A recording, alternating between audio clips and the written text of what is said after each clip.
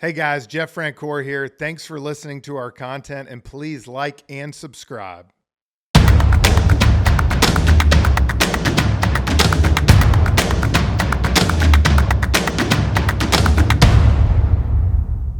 Jeff Francoeur here with Pure Athlete. Before we get to today's guest, I want to share with everyone that we have our first partnership with Booster. Now, Booster is the high school sports #1 athletic fundraising for teams and groups. And their owner and CEO is a good buddy of mine. Go to church with him and a great guy. And instead of me telling you what it is, I'm going to bring him on. So Chris Carneal, thanks for joining us. Jeff, thanks so much. So excited to sponsor Pure Athlete. Love your message, love your vision, love the heart and the values behind it.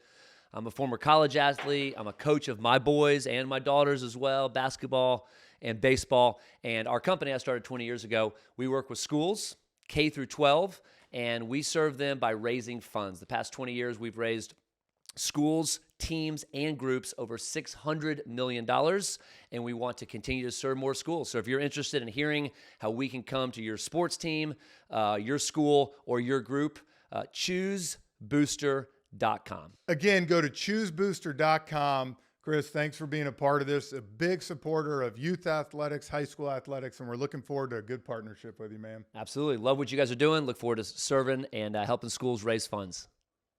Welcome to the Pure Athlete Show, where we're talking all things youth sports. We've got just a great show today. I'm Britt Lee. I'm here with Jeff Francoeur and our special guest today, Matt Stinchcomb. Jeff, you're a Parkview guy. I am. And Matt is also a Parkview guy. You probably grew up. I was about him. 4th or 5th grade going to the games to watch him with my old man, and they actually kind of turned the program when he was there into what it kind of became. What a backdoor way to point out how much younger. Well, Jeff is. I was in 4th or 5th grade. Like, I can remember as an embryo. I was a little bit Thinking younger, you know, but it was a lot of fun always watching him in high school. And then, of course, following him, went to Georgia, 2-time All-American.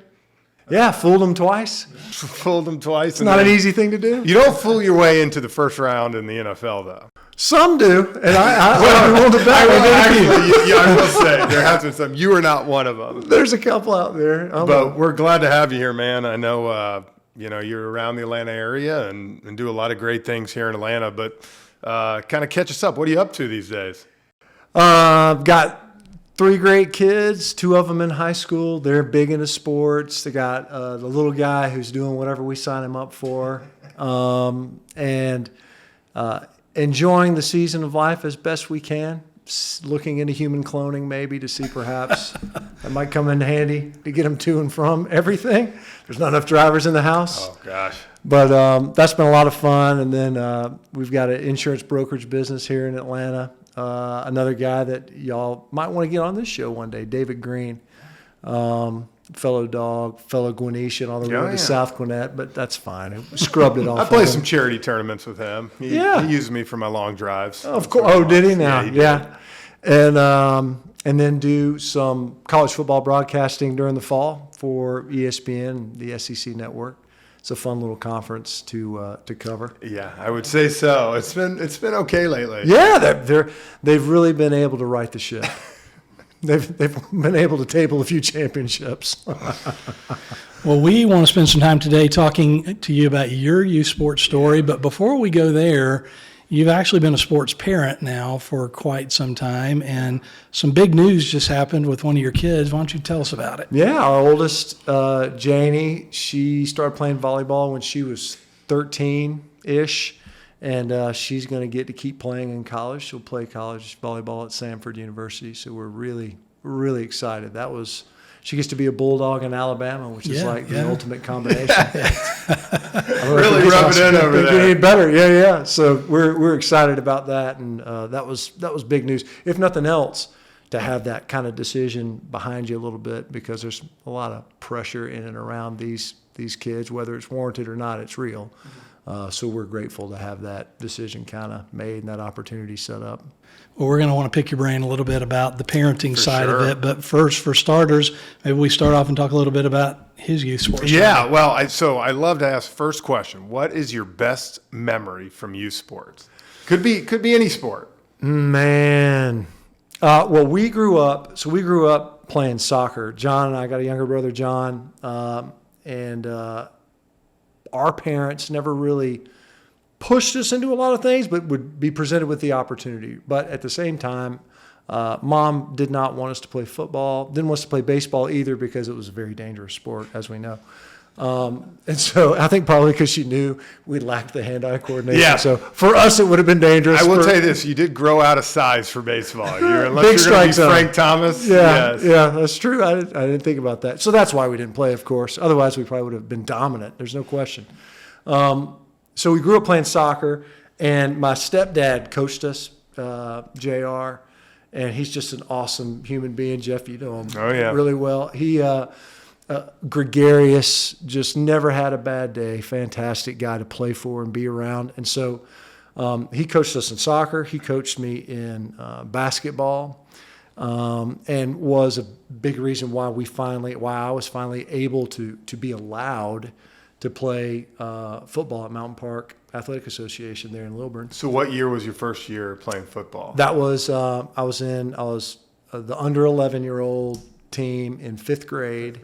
And and our head coach was Steve Brondow, and we had Tom Platt and Clint Salmon's dad, Bill Salmons, Ray King, Larry Smith. I mean, I could rattle out Dennis Bowie. It was just a great collection of dads, and they got it. They knew how to push you in a way that was positive, but never kind of intimidating or overwrought, or you never felt like stressed out of your mind or anything, or like this guy's going to blowtorch my eyebrows off if I don't do it right. Like some people today. Yeah, like a lot of them today. And especially in football. Football kind of is a magnet for that type. So I would say, the best memories were in practices more so than games. And we had a good team. We competed well. I can't remember who won the Youth League championship, and it was probably a team with a horse mascot, but we don't like to say their name. We were pretty good. It's not important. They're not important. The people are, but the place isn't. But it was the practices that I remember the most. And I think back now, and one of those guys, I met him on that practice field, under 11 football, Jason Salmons, and he was in my wedding, and we keep up even to this day. So that's probably the greatest memory. We played for the youth basketball championship one time and lost to John Myers and Blake Longnecker, and I'm not sure. There was a couple of bad calls in that one down the stretch, and Lim Daniels was the referee. So all those guys, where it's just you grew up in this kind of sports ecosystem, and it's all parents and people in the community that ran the leagues, that were the officials, that they were the coaches, and they were all parents. And you went to school with their kid, and it was just it was a great community outside of just the school to be plugged into. So tell us a little bit about your journey, from that level of football to high school and then eventually ending up at UGA. Well, we grew up in DeKalb, so we would have gone to Tucker High School, and then Mom started teaching at Trickham Middle School, and so we moved right down there. We didn't move 5 miles, but you're right there at the county line, and Parkview's very close to DeKalb. So Tucker was a machine at that time, and it was not long after T. McFerrin had been there, who's a high school Hall of Famer, head coach. And they'd either played for state or won state. So we grew up watching the Tucker Tigers, and that was a big deal, and they were good.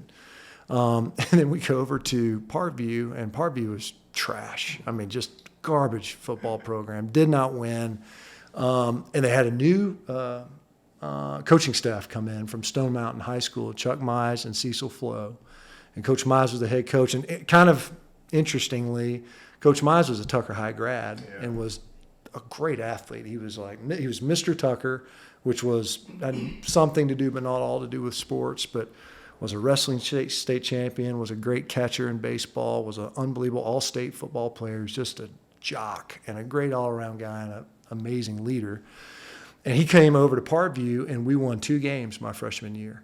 And I can remember we were kind of thinking it wasn't like it is now, where it's literally, if you're not winning, your kid's transferring in the middle of the season, and we're chasing championships and trophies and draft picks and scholarships. And But we were kind of like, I mean, 2 wins. We beat Berkmar and Duluth wasn't even in our classification that year, but we were thrilled to get to 2 wins. And we thought, where are we? This program's used to winning in Tucker, and we're coming over here and we win 2 games and people are doing cartwheels.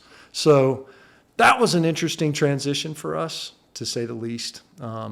And thankfully, and I think almost entirely owing to their vision for that program, Chuck Mize and Cecil Flo, they laid the foundation that year. And I want to say the next year we made the playoffs. And that might have been the first or second time in school history that we had ever made the playoffs. And that was a big deal. We beat Shiloh on the road at South Gwinnett, and that was like the beginning of what became a dynasty. By the time you were there, Jeff, decades later. Y'all set the road for us. There's no doubt about it. I mean, we just kind of rode the coattails. Sure. Of what they set I think up. there was a little bit more involved than that. But at the time, like whenever you were in 4th or 5th grade, it was not a dynasty. But No. they kind of laid the foundation for it. And it really was top-down leadership. It was because there was no tradition of winning. Those guys didn't really know. There were some good athletes, but they didn't know what it was to win. And Coach Mize told us after we beat Shiloh, he said, guess what, guys? Y'all just learned how to win. And it's not, you think, it's not something that just happens. Oh, we played well and it worked. No, I mean, great teams, great athletes know how to win. And he kind of laid the foundation for what that could look like. So I want to stop you there because you just said something that's really interesting, that might not happen today, because parents would be faced with the decision of, do I keep my kid at the school or do I move them over to this winning program already so they can get exposure? What would you have missed if your parents had taken that approach? The opportunity to be a part of, like what Jeff would say, laying the foundation, right? And who knows if my timing is always either stunk or maybe I'm the foundation boy. I'm the foundation guy. Maybe we should have gone to that because You built Georgia up, the foundation there. Sure. But you get there, and I think my freshman year at Georgia, Parkview played for state. Then the next year they won state. And then a couple years later, y'all are winning it regularly. And so you miss all that. And I do think that there's an element where when you're chasing that all the time, where you just want to plug and be kind of a cog in a wheel that's already turning, you do, I think, miss that opportunity to be a part of building it. Now, there's nothing wrong with being at a place that's already winning, of course.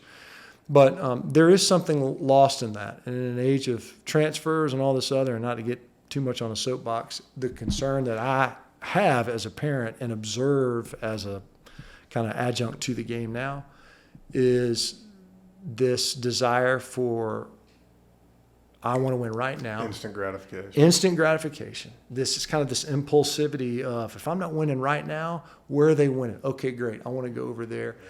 And I do think what gets lost there is that, okay, yeah, so were you a part of it? And did they win because of you, or did they just win with you, or were you just in the team photo, or what was the contribution? Yeah.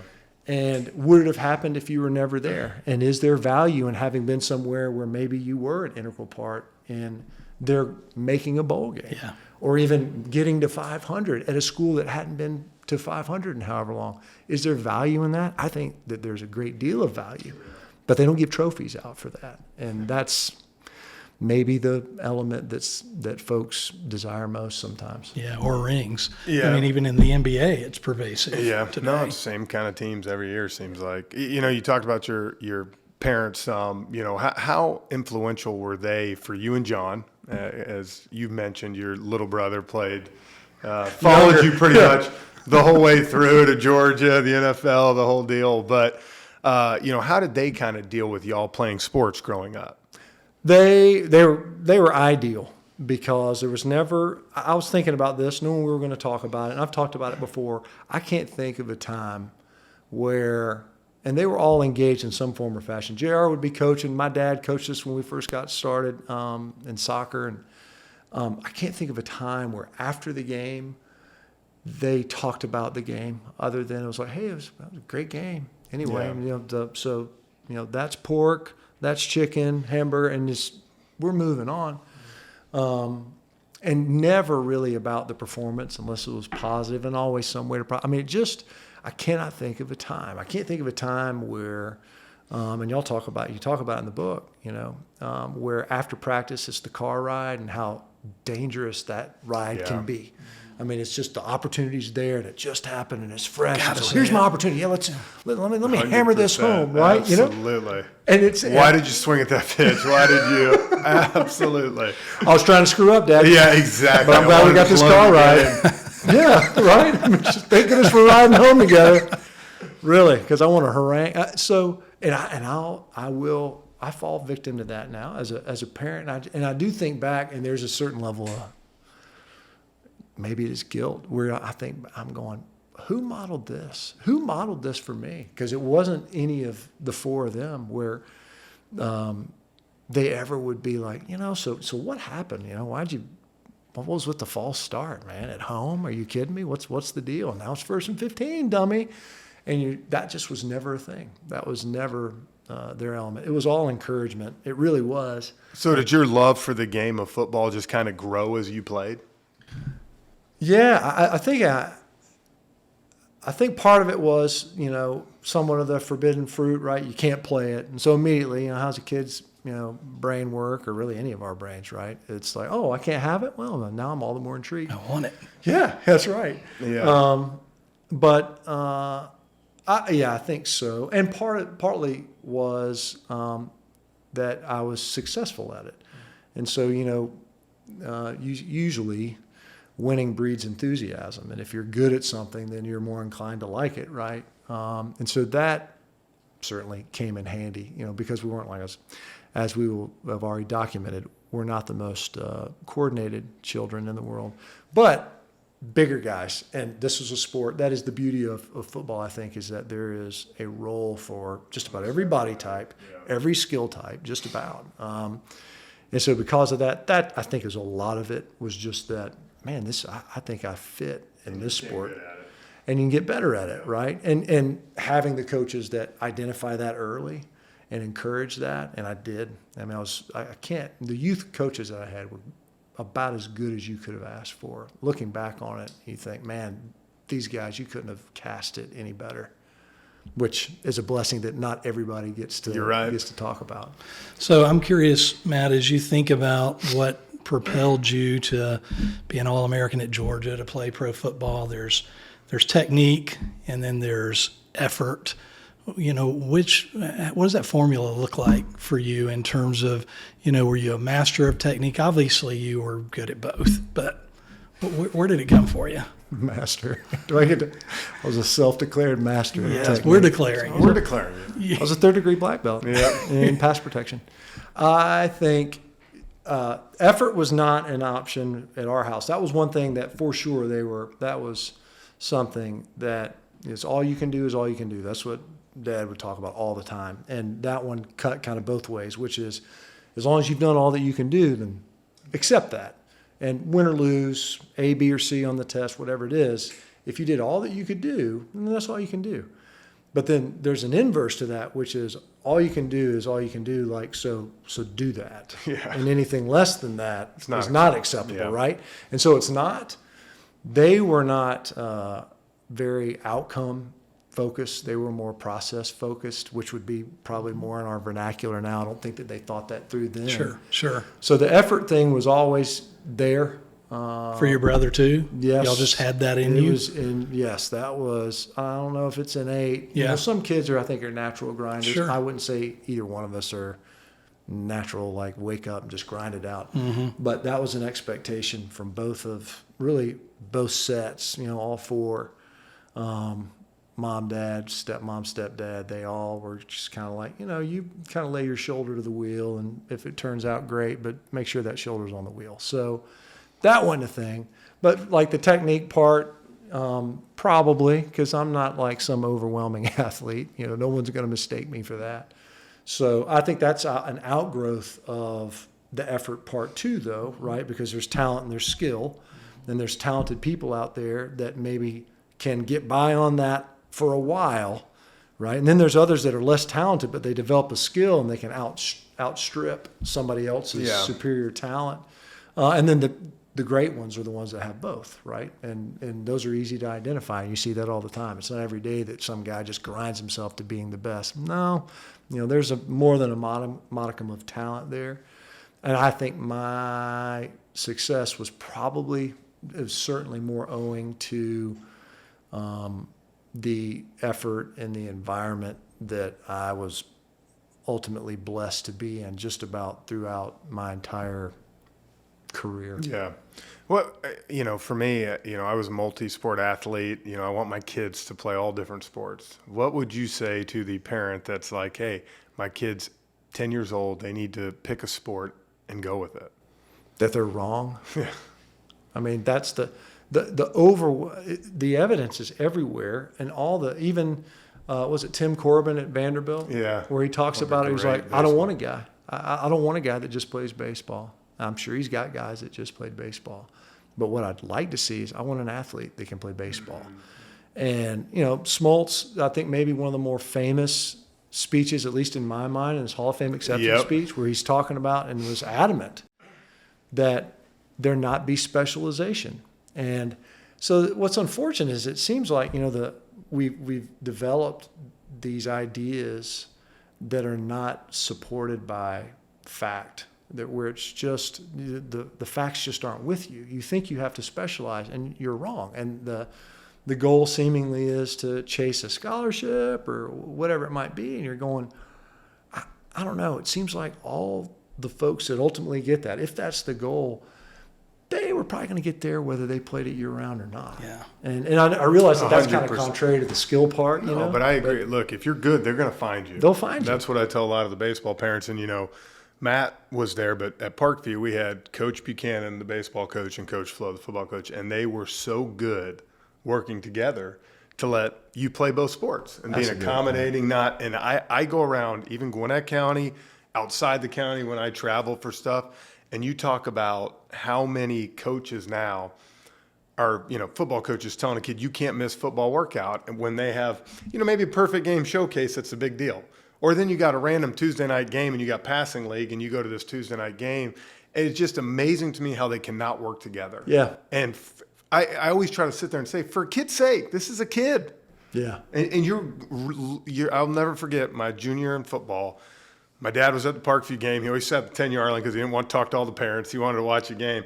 And there was a coach from East Cobb. I'm not going to say his name, baseball guy. And he came over and basically told my dad he was an idiot for letting me play football because I could get hurt and cost me millions.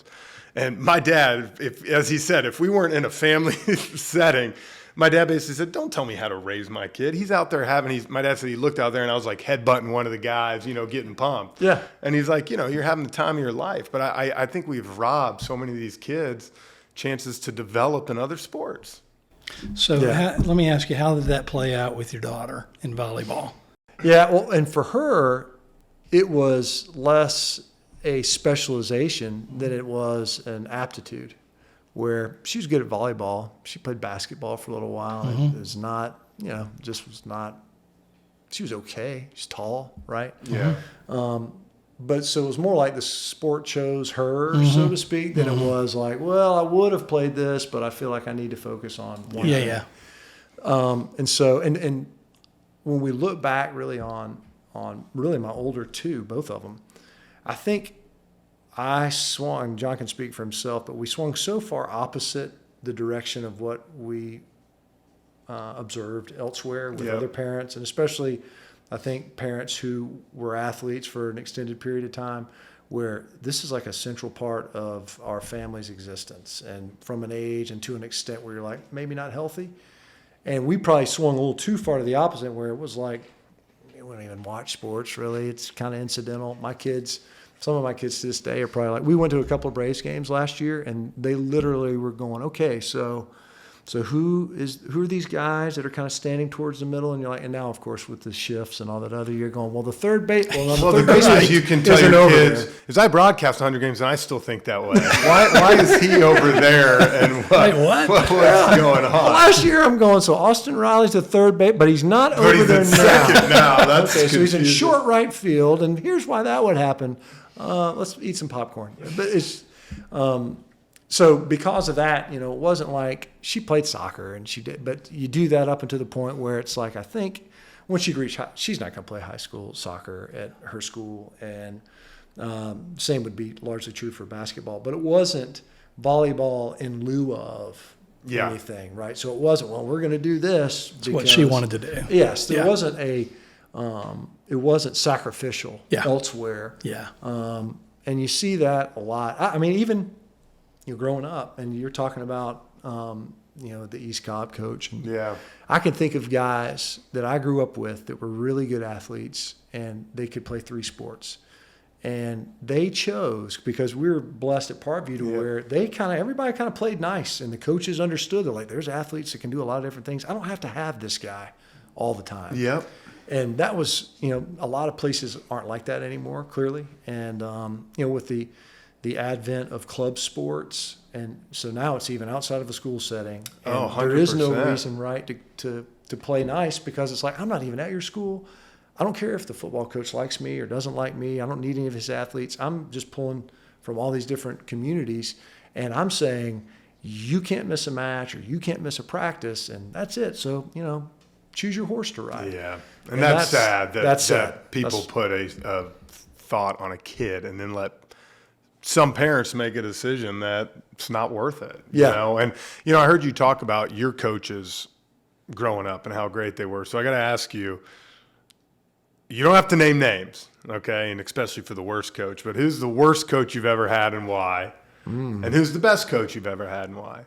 I don't know. I don't think I can pick a best. I really don't. But give me a trait on why they were so good. I will say the first coach that probably had the biggest impact on me was Dennis Bowie. He was our defensive coordinator, I guess, at Mountain Park Athletic Association. So he had girls. He coached them in softball.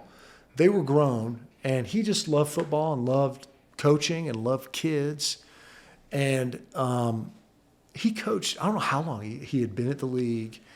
And once you got into 8th grade, and then he would bounce back down. He'd coach the guys under 11, then U12, and then you get to 8th grade. And, he was the first one that led me to believe, hey, man, I could be kind of good at this. And I thought that I was the only one he called me gorilla britches, because I had kind of a big butt and legs.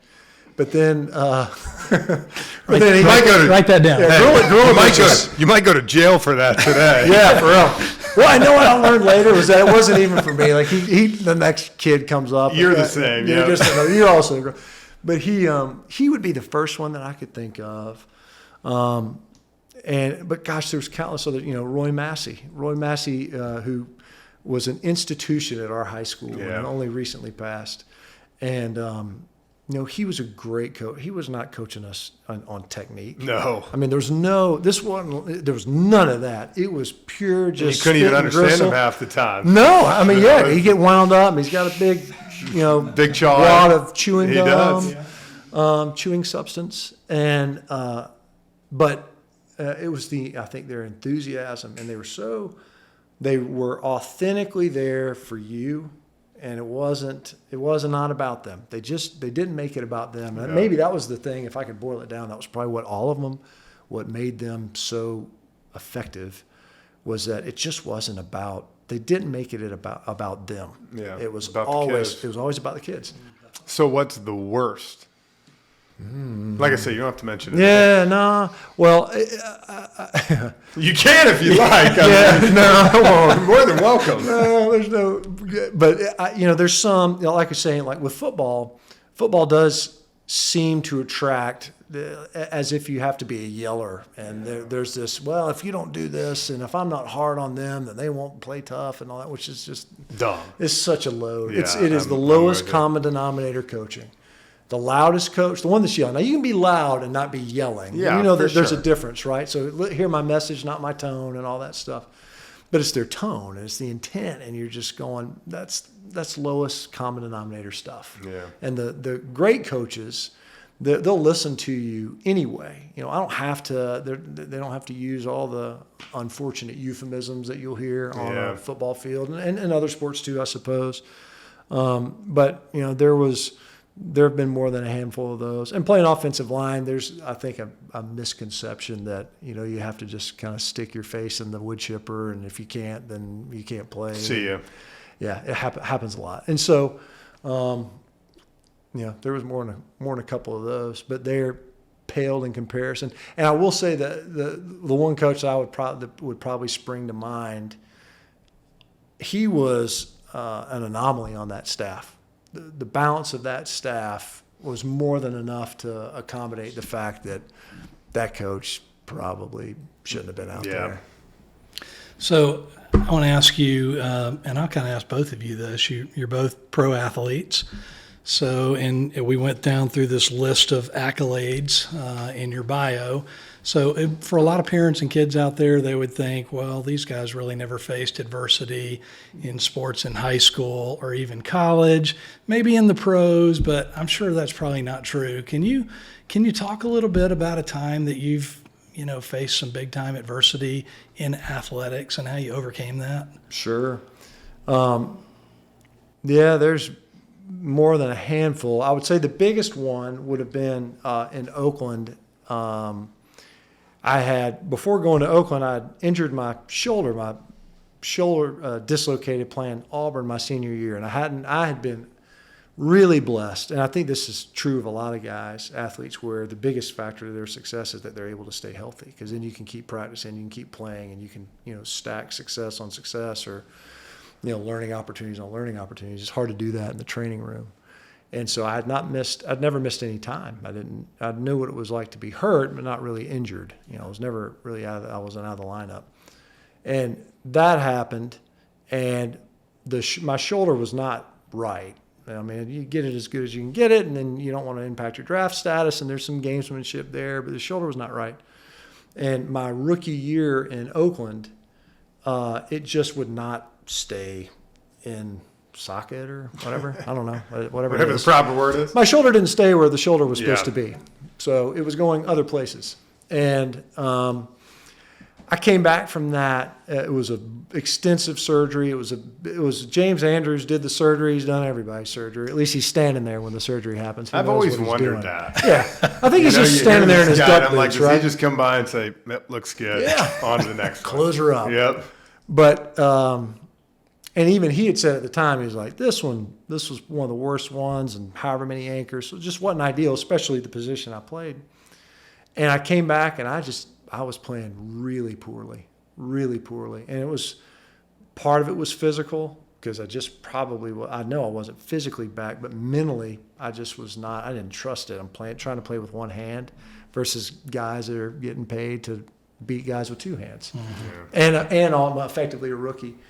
And that was when I was injured, the year I was injured, and really the year even when I came back from that injury, by then so much of who I kind of perceived myself to be was wrapped up in playing football or being a football player, that not doing that for a year for the first time, I was not mentally prepared for that. And even coming back from it, clearly was not mentally prepared for it, to the point where I was like, I'm done. I hadn't even played a single regular season game. And I went down to my position coach, met with the head coach, met with the owner. This is in training camp. And I was like, I think I'm hanging it up, guys.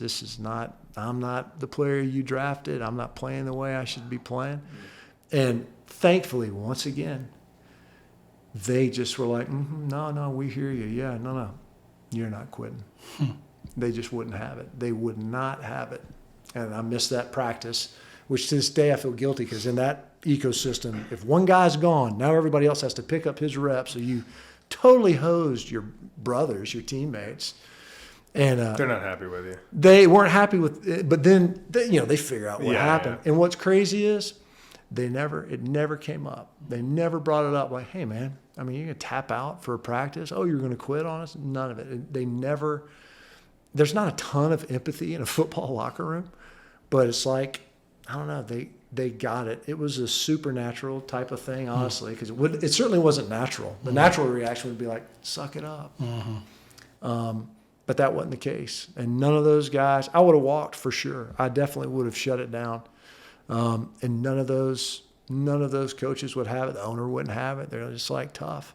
And back then you had to pay it back. It wasn't like, hey, I'm out of here. And hey, you keep your bonus for Christmas. No, it was pre-tax. I mean, all that stuff where they, but they just weren't going to have it. And you just think, God, man, it's just another incidence where you're surrounded by people that wanted what was best for you. Because the way I was playing, it wasn't like they were going, well, if this guy walks, we're in deep trouble. They were probably like, well, I mean, I don't know. If you can't play better than this, but they wouldn't have it. And that was a big inflection point. That was some pretty serious adversity. Yeah. And you played what, 8, 9 more years? I played another 6 years. 6 years. That. Okay. Yep. Wow. What advice would you give to young athletes about their sports journey, and really from 7, 8 years old up until high school? I would say it goes back to kind of what we were touching on before. I would play as much as you can, and by that I mean not just as much from a volume, hey, get out on the court, but as many sports that you might be interested in, to do it. And this was a mistake that I think I made, which was you might have your primary sport, and so you get used to being good at that, and then maybe the expectation is, well, I should be good at these other sports. And if it's not an expectation, it's almost like a perceived expectation from others that, so you go out there and you're only scoring like 2 points and get 4 rebounds or whatever it is. You stay. You're a donkey on the basketball court. So you just don't play. And to me, so you see that kind of, right, where some of these kids are really good at this one thing. And I wonder maybe that's why they end up honing in, is this fear of failure or the perception that, you're not. I can't be as good. great in 2 or 3 things. Yeah, which is hard to do, right? You were excellent in 2 different sports. That's a rarity. And yet there's other kids out there that wouldn't be excellent in 2, but they might be pretty good. Or you lose out on the team dynamic that you otherwise would, so I wasn't. I get 2 minutes on the floor and I use all my 5 fouls, and that's my contribution. But, I'm on the team. Getting good fouls in at least. You're making them count, right? Yeah, Because he's not coming in the lane again. Taking them to the ground. Yeah, But you miss out on that friend you miss stuff, out. and that's the shame of it. Yes, agreed. So that, I think that would probably be a primary one, only because it seems like that feeds into the idea of you kind of pick one and stick with it. And I'm not sure that there's not an element of fear that drives that decision, which is like, well, I'm not going to be as good at these others, so it's not worth the endeavor. Yeah. You're like, that's too bad, because there's value to be had other than just being really good at it. Is there anything you do different as you look back over your journey? Yeah. Oh, I mean, there's a lot that I would do different. I think, I would have continued to play basketball, even though I probably wouldn't have done it very well. I think I would have done that. I think I missed out on that. And who knows, maybe it's only 2 years of high school ball. But I think that would have been fun. I mean, your younger brother played. John played. Yeah. And he, so that's a thing, right? And then another, I mean, I don't think that I appreciated the ride as much as I could have or should have, that it's so unique to be able to play and get to play as long as I got to play and as other guys get to play. I think other guys did a better job of appreciating what that opportunity really was. I wouldn't say I took it for granted, but I didn't appreciate it for what it really was. So I would do that differently from a mental approach. I think that would have been different, make it less of a burden's not the right term, but after a while it's like, this is just what I'm going to do. And it almost, it no longer felt like a game. It felt more like almost like a responsibility or an obligation. And you think that's not really it either. It's weird because, you get to the pros and it's a job, but it's also a game that you grew up playing. Absolutely. But now it's also a job, but it's also a game. And there's got to be balance. There's got to be a balance. There's got to be balance, but you cannot forget, to me, when you're doing it, to have fun, because most of the time when you're having fun, that's when you play your best. Yeah. There was a kid, Ben Boulware, that said that from Clemson. Yeah. He said, if I can't have fun with it, I'm done with it. Yeah, but it's kind of true. I mean, it's like if you're not out there really enjoying yourself, you're not going to get the best out of you, and then at the end of the day, I'm sure you've played with guys in football, the same with baseball. The Debbie Downer teammates, you're like, I want to be around that guy. No, so true. He is bringing me down every single day Yeah. in here. But I do think that's why we have to, as parents and coaches, protect our kids so much from themselves for that. And I know my mom and dad did for me. They shielded a lot of that stuff so I could just go play. And have fun. Yeah, I hear a lot of guys say in y'all's positions that Friday nights are the funnest memory that they have in sports. I say it all the time. I got a chance to play. I know you played in the Super Bowl. I got to play in the World Series. The feeling of running out there with your friends on Friday night, I still never got that in a World Series game, which is it's crazy to think, but it's true. Yeah. It's the best. To me, the best sport, obviously I'm biased, but the best form of sport, team sport, is high school football. And it's you got to be, especially in Georgia. You think about in baseball, basketball, one guy in basketball can take over. If you have a starting pitcher out there who's dealing, he can take over a game. Even if they don't score runs, you can be 0-0 in the ninth inning. Right. But in football, I don't care how good a quarterback you are. We see it all the time. If you don't have a line, you're getting crushed. Yeah. And so the guy on the line is probably, you might have to play 185-pound pulling guard because that's just what we got. Yeah. But that's the fun of sports and the parents, you know. So, Matt, with Pure Athlete, one of the things we're trying to promote is that, everybody's sports journey ends at some point. For you guys, it ended at the pro level. For 99+% of everybody else, it ends sometime before that. Yeah. But there's just great things to learn about life from sports. There's great things when you're finished with sports that if you're intentional about what you learned in sports, they apply to life.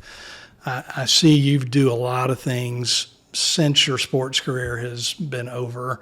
Can you just talk a little bit about what you gained from sports in addition to, playing in the league and money and all that kind of stuff, but just life lessons that have made you kind of the man that you are and the dad that you are now? There's so many, especially in a team sports environment, but I think chief among them is relationships and that people matter. And in a sporting context or a sports context, you'll find yourself spending time with and interfacing with people that maybe you wouldn't have either had the opportunity or chosen to do so in any other context. So were it not for that, maybe I never would have had that opportunity.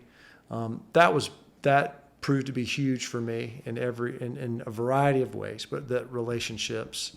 But the other is in a team dynamic, and football being one of them, but even in sports where there can be dominance and, just clear out the lane and give Kobe the ball and, there's a decent chance we win. That it has to be about something other than you. It can't be just about you. You're not going to be successful. The team won't be successful. So there's an element of selflessness that team sports, or at least the ones that I got to participate in, requires. That I think there's other places that you could certainly learn that. I don't know really a good proxy for it though. And those kind of go hand in hand. It's the focus of something outside of yourself and something other than the outcome, as important as that is. And it ends up being, it's the people you're with and who you're trying to accomplish whatever it is with. It's the team. It's not just me. And it's the big team, little me, and all those little sayings that's the biggest takeaway, because it's easy to be inward facing and it's easy to put myself first. And gosh knows I fail at it countless times a day. But that experience with those teams, that sport, those coaches, those are probably the two biggest takeaways, is that it's amazing what you can accomplish and with whom you can accomplish it. If in fact the goal is something outside of your own yourself or personal gain, there's a million others, but those are the two I think that stick the longest. Yeah, that's great. You think about family's a big, obviously, deal for you, and you've had a great upbringing.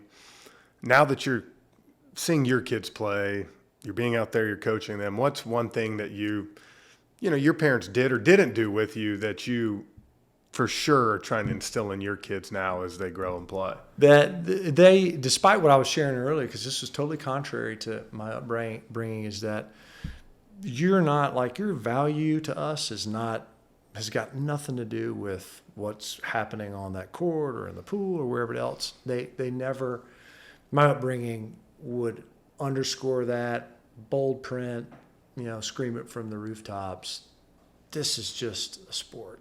This is just a game. We'd love for you to be good at it, and it's a great thing for you to show progress and all the things that you play sports for.